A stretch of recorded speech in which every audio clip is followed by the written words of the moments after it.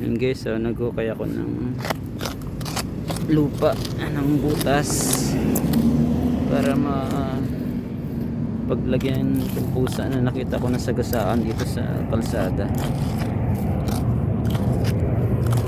Kaya naglakad ako dito.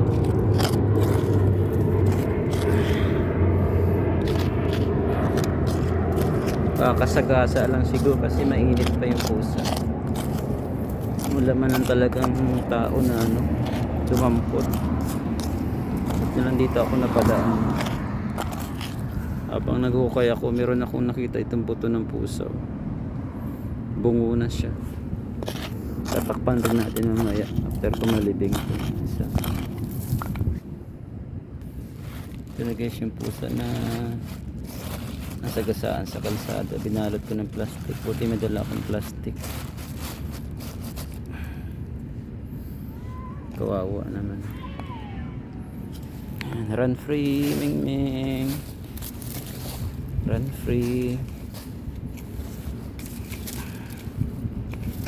Rest in paradise. Ayan, nalibigyan natin guys yung pusa na nasagasaan. Tilo nakita ko.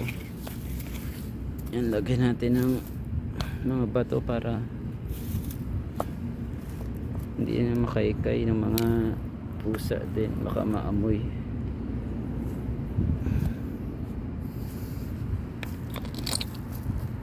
Yan guys, yung ulo ng pusa o yung buto tatakpan din natin.